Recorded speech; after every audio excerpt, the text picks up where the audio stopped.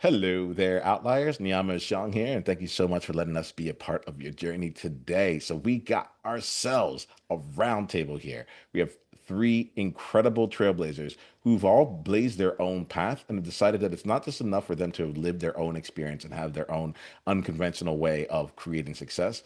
It's really on them to go and lead others as well. And so I'm excited to see how we can explore how each of them have decided to do that in their own way and have leveraged the things that made them different to make their biggest difference in the world. Let's get a chance to get to know all of them. Lily, let's start off with you. Would you mind sharing more about you and the game you're currently playing? Yeah, my name is Lily Jones, and I'm playing the game of learning. Like, my whole life has been devoted to learning and teaching.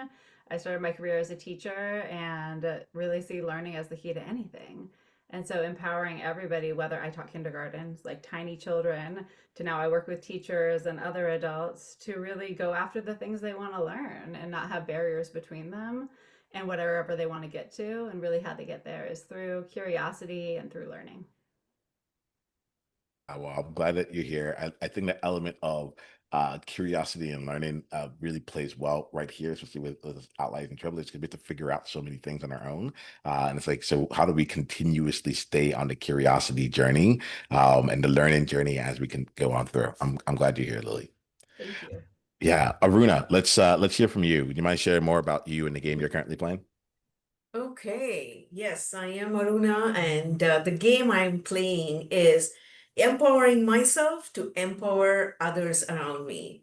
Why I say and what I mean by that is I literally empowered myself with mindset, with my body. When I was in third degree burns to 45% of my body, when I came out of the hospital after 27 days in the hospital, I learned from point one, square one, I learned. So I want to spread the word and empower others around me. That's the game I'm playing. Well, I'm glad that you're playing it here. Thanks so much, Aruna, and I'm really excited to see what we make of this. Kimberly, coming to you now. Let us know more about you and the game you're currently playing. Yep. Hey, Kimberly here. So I create environments that allow people to thrive. And so I've worn many different hats in my life. I started out in architecture and design, and I moved into the online space and started helping people build culture in their homes. And now I do work online, helping people build digital spaces for themselves and their businesses. And so no matter what hat I wear, I'm passionate about equipping people to create the life that they desire in order for them to be empowered and thrive in their purpose. You know, I got to just say this here, outliers. If you're just planning on passively listening into this here, that's not the way that we play this game. You are the fifth participant in this conversation. And so this question that we just asked also goes to you. Like, what's the game that you're playing? One of the things I really appreciate about all three of you is that you're able to like just say like at the core of it, like I'm constantly playing this game. Like this is I'm doing this here. Kimberly, I love the way that you put it. I create environments that help people thrive. And what was really cool was just like all the different modalities of like no matter what you're doing, it's like what's the environment around you and are you thriving? Great. Then we're in place and in shape. And I feel the freedom of that actually. The freedom to just be like, this is where I'm headed. And I'm just taking a different path up the same mountain. What do you make of that? I'll start with you, Kimberly, and then like Lily, Aruna, if anything else comes to you based off like that general premise, I'd love to hear from you on it. So for me, it was all about, I graduated college, I got a degree, I worked in the field I had my degree in. Then I had kids and I decided to stay home and everything changed. And I really wrestled with my identity. And as I found myself moving into the online space, I was writing for 15 years online. I created a community blog and I became a life coach. I was like, have I abandoned like my core? Have I abandoned my foundation? And I really felt like, no, there was a thread coming through my life. Like in architecture and in design, I worked for a while and then freelance for years. Like I'm literally creating a structural environment where businesses can thrive, where, because I did commercial and where they could succeed, right? And then I went into this home space, and I'm doing that for my children. And then I moved into a space of teaching people how to build culture in their homes so that they can thrive and who they were uniquely created to be. And so for me, it came out of this sort of identity crisis, thinking that if I changed what I did, was I changing who I was? And I realized I wasn't doing that. And even as I continue to pivot, and I'm still going back to my roots, I'm coming alongside people and I'm helping them to create space that's for them. Mm. I love that. I think that's amazing. I mean, I think like in curriculum language, like there's a through line for how kids learn, and the same thing in our lives, right? Like there's often through lines where it's like our values. So for you, I hear you saying like helping people thrive and how all these different parts of your life have been connected by this through line. And it's so beautiful to hear all these different parts. And I think so much of like what we do, it can be stuck in like our identity of a past version of us where we are all hopefully constantly evolving and learning and trying new things, still connected often to that through line. And when I started my business, I also like had an identity crisis. I was a classroom teacher. I had my daughter and wanted to stay home with her and needed to make my income and wanted to work in education. And so just found myself being like, oh, can I still be a teacher and still be home with my baby? And going through this whole, unraveling of like who I was and my identity and finding this new version of myself still as a teacher, but here, with my daughter working in different ways. So I think what I hear in your story that I relate to so much is just that evolution, like staying connected to what really is important to you, but also evolving. I can relate to Kimberly and Lily because when Kimberly said staying connected to your roots, yes, I relate to that. When Lily said the through line, um, yes, for the longest time, for 18 years, I was in an abusive relationship, physically, mentally, emotionally, and I would, and I keep saying to my clients, I'm a recovering people pleaser. What I mean by that is I was a people pleaser for 18 plus years, and I have to find my true identity, um, who I am, because I literally lost my identity and I have to find that. And after coming out of the hospital after 27 days, I was chipping away, literally sculpting myself from the ground up. So yeah, connecting to the roots, to who we are, and what is the purpose? What is the passion behind, my life, the reason why I was given second chance to live. And I want to be true to my purpose, why the universe, God, whatever you want to call, created me, and I want to be true to that. So I relate to connecting to the roots, to the purpose, and the through line that keeps us all doing whatever we are passionate about to offer it to the community around us. So thank you, Niiamah, for providing this opportunity to spread my passion, what my purpose is to your listeners. Thank you. Yeah, I think like there's a realness to all this here, and it's outliers are fun because like we're gonna take what we take from it, you know. Kimberly, is there something else you wanted to say to this stuff before we go on? No? Okay. All right, cool. Well, there's something like there's something that's showing up for me here. And uh Lily, I'm gonna say like once you said the word curriculum, I think something shifted in my head. But um there was something, Kimberly, in what you said that I felt deeply. You said something along the lines of if I changed what I did, was I changing who I was? And that really hit. And as like what was going on through my mind was I'm a former econ major, like so I was going through various permutations of it. And if y'all will indulge me, I would love to just like actually spend a couple minutes here going through the various permutations because that felt really powerful. And I can also see that like it isn't something that like always like needs to apply, right? And so if you picture in your mind like a window or a two by two matrix here, on one side I'm seeing like don't change who I am or change who I am. And the other side of it is on the other axis is don't change what I do or change what I do. And I just like I think it'd be really fun, real quick, just to see like in what like how y'all might approach it. I don't know if this is I haven't done this before, so I don't know if this is a fluid conversation about like all four different options, or just like talk about each one individually a bit here. But I can put all of them into the mix into the like the chat so that we can have something to refer to.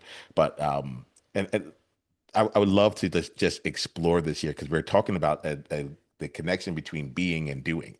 And I'm very interested in seeing like what happens if you change the doing, but you don't change the being.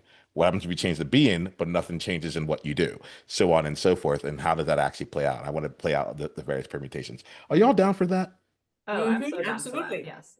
All right, cool. That sounds like a resounding yes here. And outliers, just so you know, on a meta level, like look at what just happened here, right? Like this, right? This conversation right now is a blog piece. It's a piece of thought leadership. It's a framework that you can go out there. And all we had was just two options, and we just gave it. We played out the various components and we went for that. So just think about like things where you may be in conversation where you feel like there's only one way, and see like, hey, what are the different dimensions of this, and give yourself the space to explore them.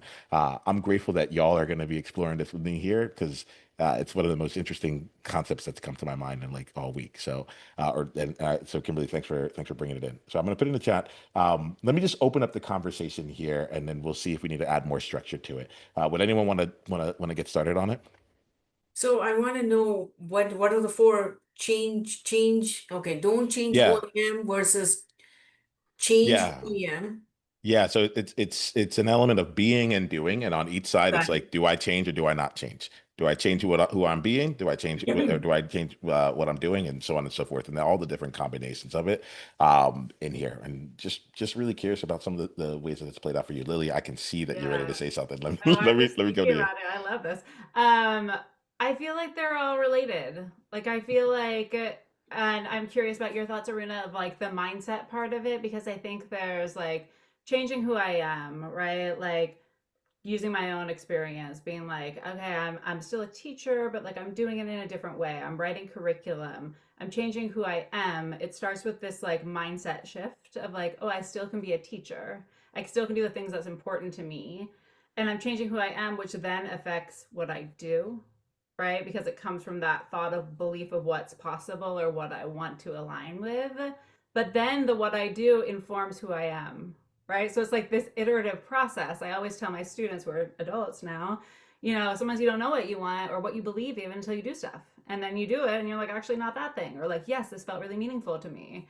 And so I think it's like it informs each other, right? We do the thing and then we become the person, or we become the person and then we do the thing, but it like really goes back and forth. Yes. For me, I was not doing who I was. Because this is my personality, yes, and I have to be true to that personality, right? That identity. And I know the value it had on me, the impact it had on me when I was not doing who I was. So it had a horrible impact on me, not a positive impact. So then when I shifted just a tiny bit of it, like I said, sculpted some part of me, it's like, okay, I'm going to change this part of me to align with my true self. And then now once I align that, then I have to do the action, take the action for that particular identity, whatever purpose that is. Rita, Uh, can you make this real for us? Can you just give us like one specific sliver or one specific shift that helps ground it for us a bit? yes, thank you. Thank you for asking. So when I said I was a recovering people pleaser, I would please just to make the person I was married to happy. I would go do whatever that is needed just to keep peace. And at the heart of it, I was struggling and I was not at peace at all. And that was totally not me. And I was giving, giving, giving, and thinking that my love was going to change. And then I was struggling. So when I decided to step up, stand for myself, and it's interesting how my throat just, I cleared my throat because I literally found my voice. And that is what is coming to me. When I found my voice that I was suppressing and I spoke what I needed, and that was like an aha moment. So there, who I was when I was not taking the action and suppressing my voice to, okay, this is Aruna. align myself with the voice that Aruna has and take the action. Even though I aligned with my voice, I was not taking action to express my voice. And I was great. I was vocal, and I used to play in the dramas and whatnot. So once I implemented that in my adult life, things started shifting. It was not major. I'm not going to lie. It was not major, but it was good enough for me. So thank you, Lily, for giving me that opportunity to express. This is great prompt. I am like game. Yes, that's so beautifully said too. I appreciate your examples. I think Yeah. for me, it hasn't been so much of that I've changed who I am as much as I've identified what was already on the inside of me. And then I've taken steps to like lean into that or step into that, right? So young Hey, Kimberly, really now, quickly here. You're breaking up a bit on my end here. Is that same thing happening yeah. for you over there? Okay, great. So we're going to come back here. Once Kimberly comes in, I want to make sure that we bring her back in because there's a really good point. Sometimes when you have a point that gets through, and you'll find that I like to keep these moments in the conversation so that people get a chance to see, like, hey, by the way, like things can be messy. Things don't always need to work like exactly as it is, and it keeps going through. Kimberly, are you back? Just I about. She's mean, on. I think Okay, cool. You're back. She's right. in. Okay. Yeah, we lost you very early on in that Yeah, here. But keep going. We're not yeah. gonna like edit anything out there. I like to have the real experience of it all. So just hit us with what's going on for you. Yeah. So this idea of identifying who I am. So like when I coach with clients, we often talk about, well, what were the things that were important to you when you were getting old, when you were younger? What were the things that you enjoyed doing? When what scenarios did you find yourself come to life, right? Because often we can't identify those things because we've never slowed down enough to pay attention to them. And so for me, a pivotal change, I went through some life coaching when I turned 40, and I don't think I changed per se. I mean, definitely things in my life began to change, but I just identified and named those things that were really important to me. And once I named them and started having practices that aligned with them, I started to see change in my life.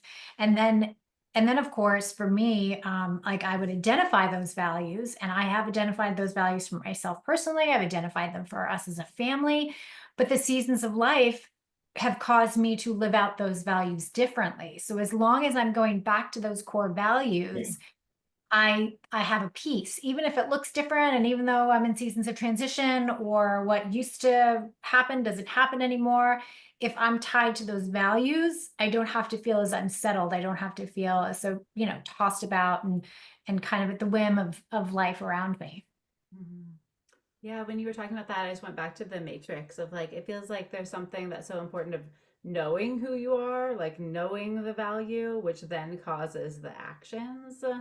And like the don't change who I am and don't change what I do, like that doesn't feel good, right? I mean, like maybe it does, right? Like if you're really into how your life's going, but I'm into like constant learning and evolution, so like hopefully not.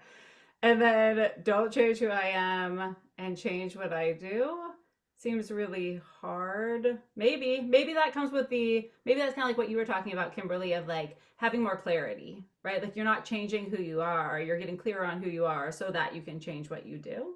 And Mhm. so maybe that's a good example of that.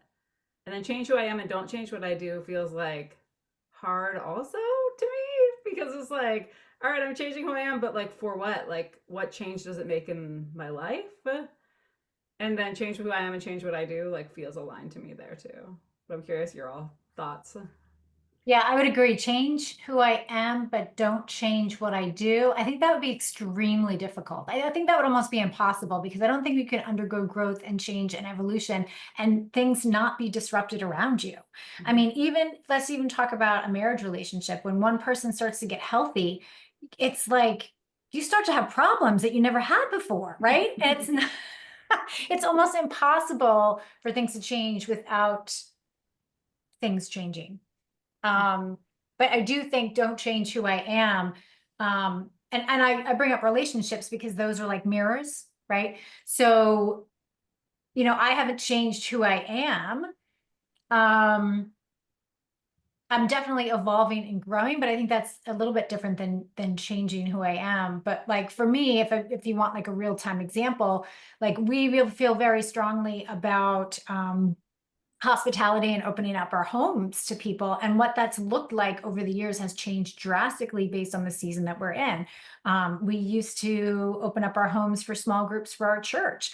Then we went through COVID and we didn't do that anymore. So how are we going to be hospitable? And some of the things our family did was we did virtual game nights where we dropped off game pieces to friends and we're like, okay, guys, get online at this time. Like we chose to still open up our house or our home and be hospitable in different ways. Our kids are in college now. One of the ways that we're hospitable is we go and we do a tailgate and we have all their friends come and their friends' parents. And so we're in quite a different season than we were years ago. And so I haven't changed who I am, but I definitely changed what I do and how I live out that value. I appreciate you all like being so open to play with this one here. Aruna, thanks. I'll shift the conversation just a bit. But I really do appreciate you looking through this. Like one of the things I like about this is that like it's just the lens, and so we get a chance to like choose through. And what was really fun for me was my own like guttural responses. Like as y'all were talking, different things were coming to my mind here, and different things were also coming to like my body. Like I was like, something like, oh no, I don't agree with that. And someone's like, oh yeah, like that's what's happening, you know? I really love that component where they're like, well, like if you change who you are, your actions have to change. Like it just like it doesn't make sense otherwise, which is where I think like really powerful, like people say I'm do transformational work. It makes sense because it's like, well, the actions have to follow if that's the case. All right, cool. Well, I like this here, and feel free to come back to this throughout the conversation as you want. Thanks for leaning into it. This is also like this is called Outliers Edge, and one of the things that happens is that eventually I get comfortable in this space, and the real point here is like I'm also an outlier, and the point is to like step on my own edge. And so, thanks for walking through this with me in real time. I think there's a lot of fun here. Let's stay on the aspect of edge right now, and I would love for each of you to share with outliers something that you're doing right now that has you on your edge, whether it's on your edge professionally, impact wise, personally, like just something that you would say like, hey, look, this is how I'm playing the game, and then feel free if you want to elaborate on anything you're doing to help you navigate that precarious journey there. Anyone want to start us off on that? I Aruna, will. please. Um, I want to touch base on the don't change who I am, change what I do before I say what I'm working on. Um, so for example, if we're standing in front of the mirror and I want the reflection to smile at me first, that's not going to happen, right? So I have to change what I do before I can change who I am. So I have to take that first step to smile or do whatever in order for my reflection to to show me that. So the reason why I bring that up is I've been thinking of creating this retreat for women. I had in mind I wanted to have it in Bali. That is still going to happen. Um, but then people were saying, my clients were saying, why don't you offer something closer that is here locally? So I'm like, okay, I'm up for it. So instead of staying on the sidelines, I've never done that before. I've seen my mentors do it and my friends do it. So for me, it is on the edge. But I'm up for it because knowing who I am, what I bring to the table, I know what I bring to the table and how it is going to impact positively to the people on the receiving end. And yes, do I have all the pieces aligned? In my head, yes. And when I step in, is the pieces going to change? Of course, yes. And am I willing to figure out how the jigsaw puzzle is going to fit in? Absolutely, yes. Why? Because I am aligned with the divine um, um, alignment that I am in, because I feel like we are all aligned with our, center, that is, whatever faith we are in, right? And instead of looking like, okay, I'm aligned with that, higher power outside, no, I am aligned with that higher power inside of me. So if I take a detour and if it is not in alignment, I know that divine intervention from within will show Aruna, pivot, turn, do whatever. So I am, yes, I'm on the edge, but I feel like I'm supported and I know I can handle this because I've handled worse challenges. So, and that is what I follow, and that is what I help my clients work with as well. When we look at things as a problem, then it is a problem. But if I choose to look at it as a challenge, I'm like, okay, let's take on this challenge and then change that challenge into an opportunity. I'm like, okay, this is an opportunity. I've done that. And then looking at the opportunity as a gift, let's bring it on, right? So, and this retreat is fairly new, and it's in September, and your listeners, Niiamah, can look at enlightenembodympower.com to get more information. It is only for women, nothing against men, but my heart is for that elite leader, that women leader. It is for her, and it's only for 7 to 11 women. And I am so excited, empowered, and I'm embodying myself, and I'm going to help those women embody their true self. So thank you for this opportunity. That's what I'm playing on the edge today. That's beautiful. I love that. And that's so exciting. And I love that framing of it too. I think that if we can shift our challenges to opportunities or even further to gifts, like that is where the magic lies and most of our learning lies, right? And things that are a struggle.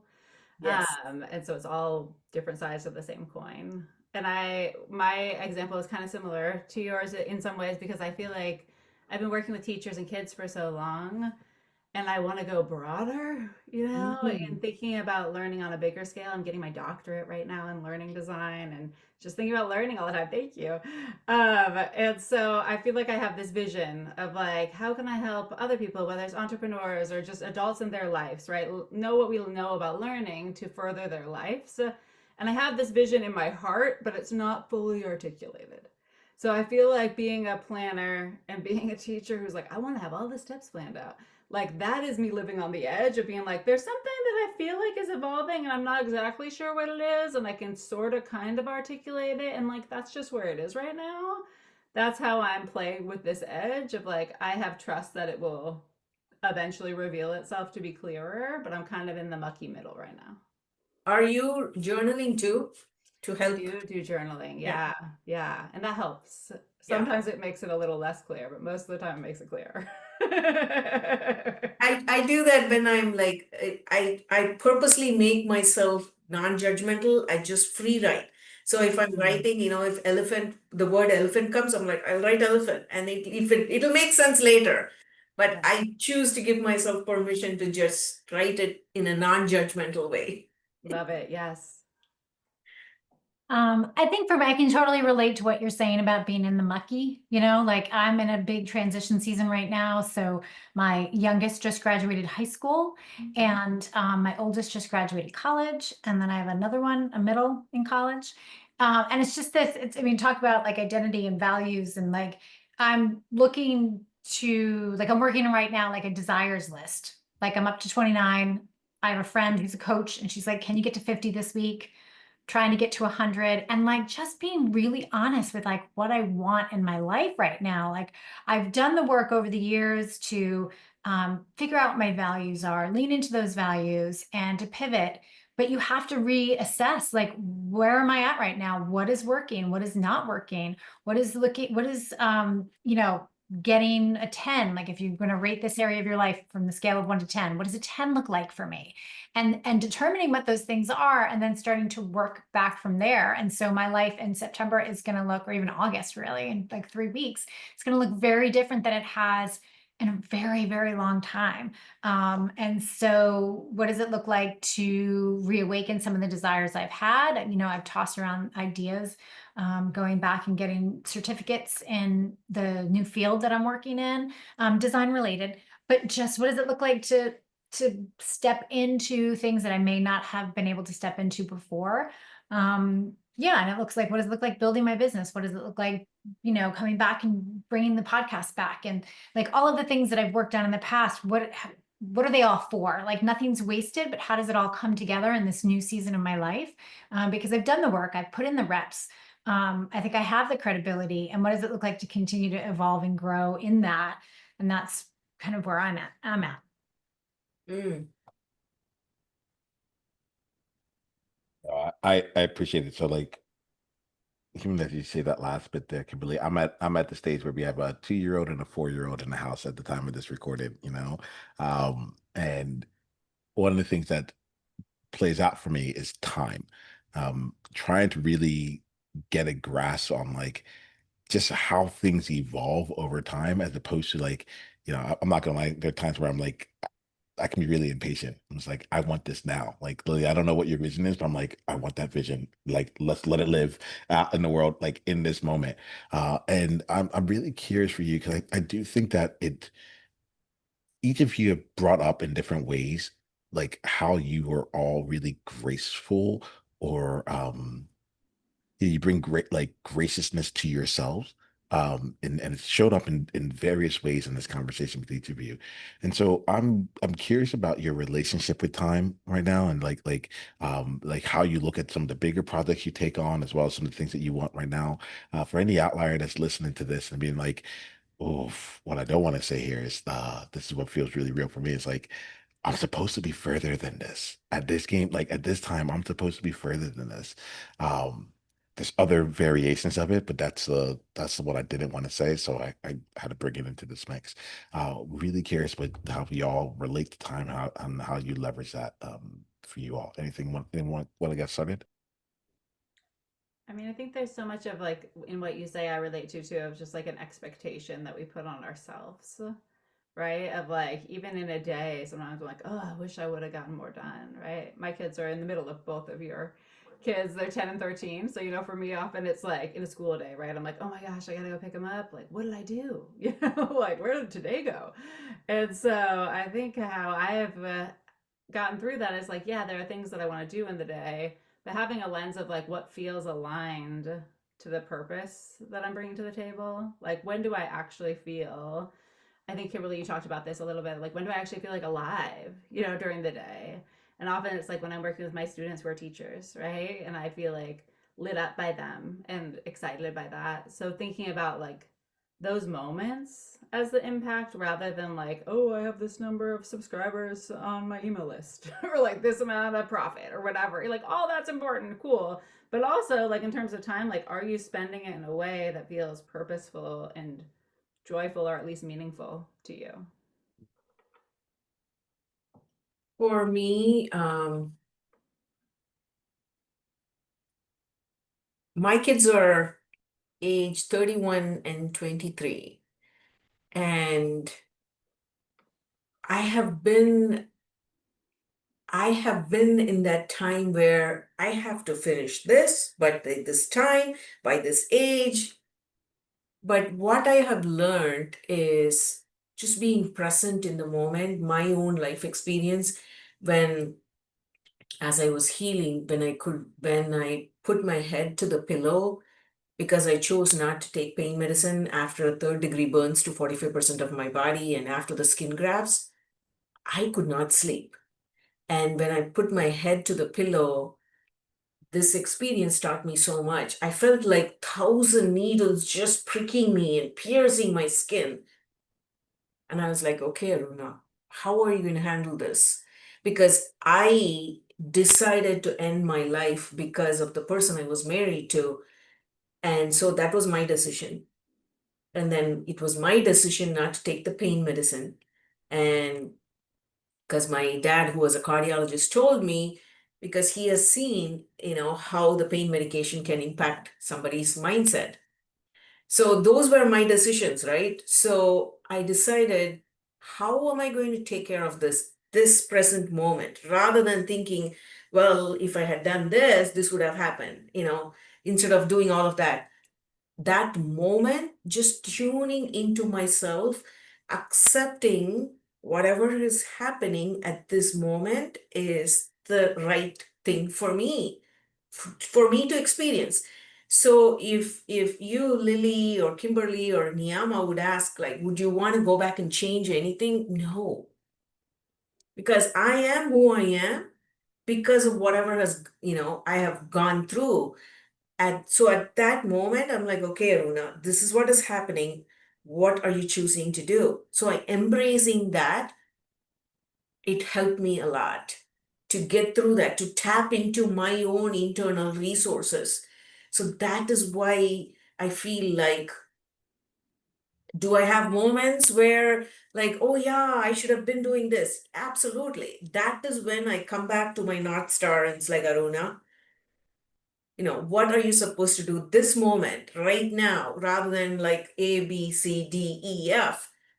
And just we all have our North Star, right? So for me, coming back to my North Star and just grounding in myself as to what am I meant for at this moment? What can I do? And that has helped me a lot. And that is why I help people, like provide them the space, my clients. And even when I was writing the books, I've co-authored 4 books and all of them were bestsellers. And I wrote one book and now another one is on its way.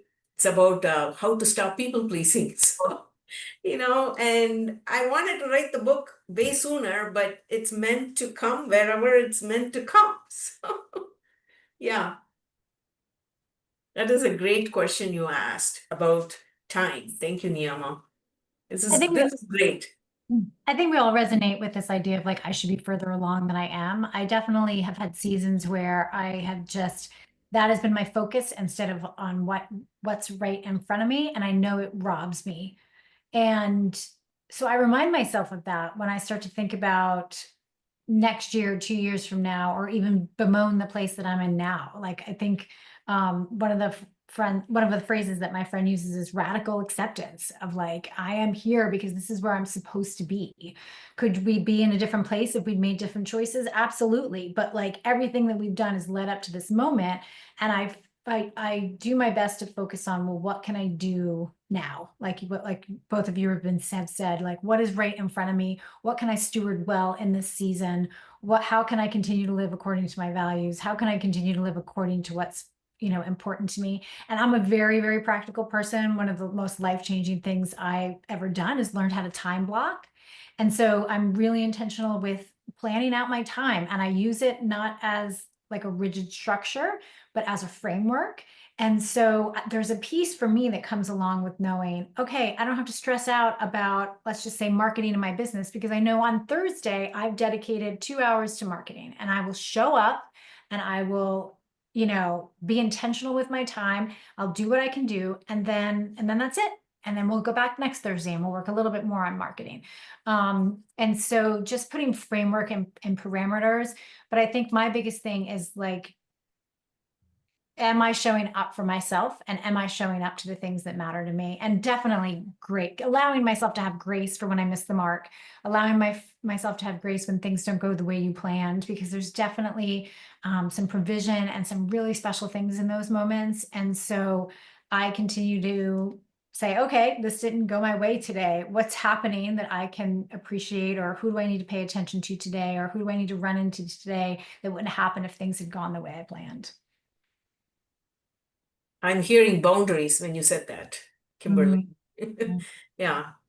Y'all have been just absolutely fantastic here in this conversation. I've actually, it's funny if you're watching the video. There's like I feel like I have different like modalities while I'm listening, and sometimes I just like sit back. I'm like, this is good. This is let me just be with this here, and I found myself really doing that in this conversation. Lily, Kimberly, Aruna, thank you for bringing your gifts to this conversation.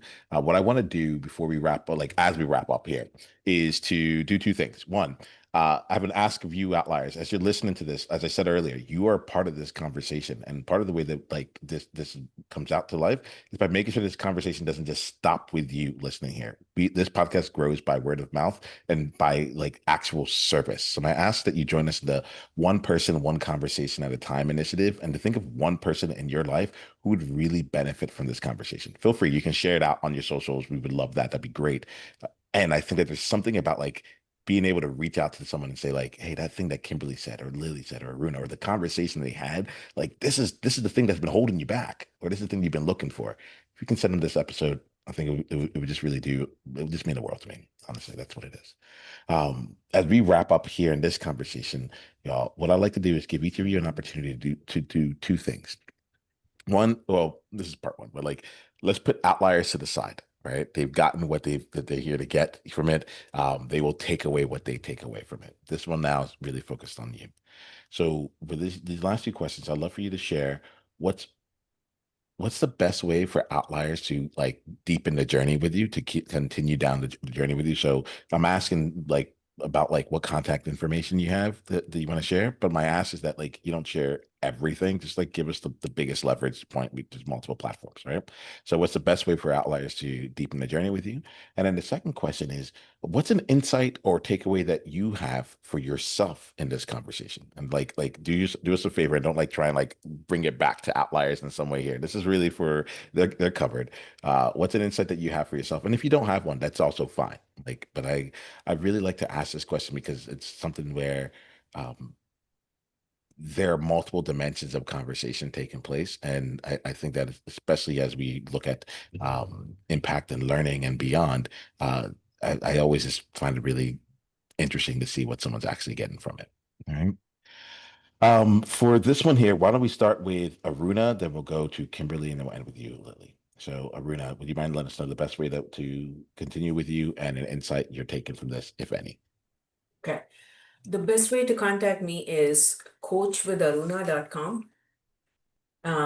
You can also follow me on Instagram. It's my first name underscore last name. Because my last name is long, so that's why I'm saying coachwitharuna.com is easier. And I'm on Facebook, I'm on Instagram. Of course, you can connect with me on LinkedIn. The insight is trust yourself, believe in yourself, because that's what I did. Tapping into my own internal resources. And when things get dicey outside, we cannot control whatever that is outside. And I always go back in, and sometimes that is even challenging. Then I start writing in a non-judgmental way, just writing, knowing that nobody's going to read it. And if needed, I can even shred it, I can burn it, whatever that is. But giving myself permission to just journal in a non-judgmental way, it helps me to see what my higher self, or God, universe, whatever you want to call it, is intending me to do, just being in that moment, going within myself. And is that So you that's the got insight. reminded of that just now in this conversation? Absolutely. Awesome. Always. All right. Thank you, Rita. Appreciate you. Uh, Kimberly, how about you? Best way and then insight. Yeah, so you can find me at buildyourbestfamily.com. I'm also have a podcast called Build Your Best Family. I'm on a hiatus right now until I launch the last of my kiddos out the door. But if you go to the website, I actually have a free download that talks about, it's called Family Culture questions, or it's basically questions for you to ask yourself about what do you want to be known for, and start the conversation with your family about what your values are, what you'll say yes to, what you won't, you'll say no to. And so it's just great, like we've done here, is to throw something out there to your family and get the conversation going and really start to think like, hey, wait, have I thought about this? Am I doing life on purpose, or am I just going with the flow? And so once you sign up there, you'll hear from me and more about some of the stuff we've talked about today. So I think one of my insights is it's been such a pleasure to spend time with you guys. And it's just a reminder that we're not alone. Like everything that we've shared with one another are things that I've felt, and to know that there are other people thinking about the same things, struggling with the same things. I mean, I primarily work from home online, and I'm not, I see people, I'm not a recluse, but I forget, and I'm not getting into deep conversations on a daily basis. I'm not stretching myself conversationally all the time just because, we're busy. We see our friends for lunch, we see them for coffee, we volunteer somewhere. Like having these conversations and being so open and vulnerable with one another and just sharing where we're at is huge, because it reminds me that even though like the four of us are very different and very different seasons of our life in very different fields, we can really identify with some sameness. And so that was just really encouraging for me. Thank you, Kimberly. Appreciate you. Lily, you want to bring us home? I agree, and I love hearing your reflections. You can connect with me at educatorforever.com or on Instagram at educatorforever. Most of our content is for teachers, but like I said, I'm exploring the world of reaching out to entrepreneurs, creating learning opportunities, whether that's online courses or whatever it is that you might be creating. I would love to talk to you about how you're creating those learning opportunities with purpose. So you can reach out to me on the website or on Instagram. Something that really stuck with me is something you said, Aruna, about reframing challenges. I've always thought about reframing challenges as opportunities, but you pushed it one step further for me as reframing it as a gift, which I love. Like, it's more than just an opportunity, like it is a gift. And so I really appreciate that, and we'll be thinking about that. Well, I appreciate all of you. Thank you so much for bringing all that you have into this conversation. Outliers, until the next time we talk here, be you on purpose. Journey on.